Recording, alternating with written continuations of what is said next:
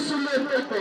Itoon, ining daratong si Jesus karon, pinaagi sa pag-ampo, mag-aampo kita igsoon, ining unod. Kaya sa inyong matag usa diha sa inyong gitarugan, sundan ganing mao pag-ampo.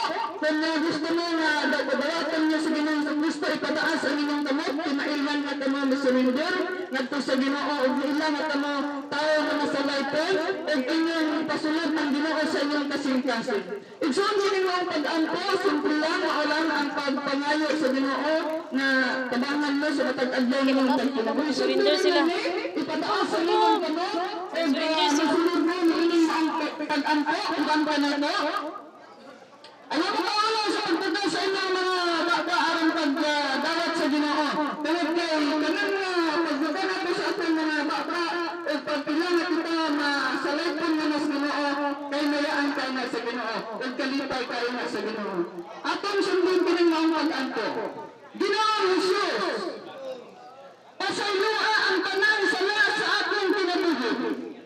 Nagato ako na ikaw namatay o mabanhaw alang panako. Ako nag-imbita kanimo sa pagsulod sa akong kinabuhi karon. Doon ako na masalig kanimo, ingon na akong Ginoo o manluluwas. Giyahi o gamita karon ang akong kinabuhi. Tabani ako sa pagsunod o pagsugod kanimo.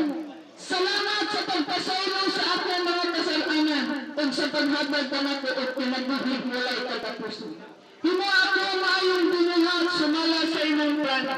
Igsoon, kini nga mga pag-ampo, may binuhat sa inyong kasing-kasing. Kung nag-ampo ka, diha sunod sa inyong kasing-kasing, igsoon makakita ang Diyos na. So, narinig ako nun, din na tutod, at salamat kayo sa matag-usa kaninyo na sa hanggang panahon, inyong tagaan o pagtagad ang tulong sa Diyos. At salamat sa atong gabi ni ining nakita na si Sir Magbubat na naghanabag ka na ito o matagtugod sa panahon ng mga gwardiya. Mayroon hapon o among kalibay o among mga pag-ampo na dahil sa pag-ampo wala distansya. Tagang mo sa among mga pag-ampo. So ayaw mo pagkawalas paglaon. Nakagawas mo. Unang bato ninyo saan, dawata sa Ginoo inyong manduluwas. O niya, kung gusto din mo pagawasan, pag-ampo mo sa Ginoo sa matagandlaw, inyong minulog, pag-aito o pagawasan. Gusto ko Ginoo na magawas ko, nagpagamit ko dahil ninyo Ginoo. Lord, kumita nga kong kinabuhi, isang dulog na hitayan sa Ginoo. Iwagad na sa Ginoo ninyo. Ito nga nagsaad sa Ginoo, tagalog ng puso, tagatangko pero mura dali siya kay Kristo. So, nagpagamit ko sa Ginoo pero tungod ko na ilang isaad sa Ginoo. Kana, malayat ko niyo kanino sa na humuon na tulog ang malang ninyong pagdaos sa Ginoo pagdawat. Amen ba mga igsoon? Ganun man niyo makaluol ninyo, makakilailan ninyo diha sa inyong lugar. At ang Diyos, nakailan ninyo, kami makailan ninyo, pero salamat sa pag-ampo na mga uban mo. Ayaw na po na tagawalas paglaon. Ang among mga pag-ampo, kami na niya nakasimple sa inyo. So, uban na po sa among mga pag-ampo.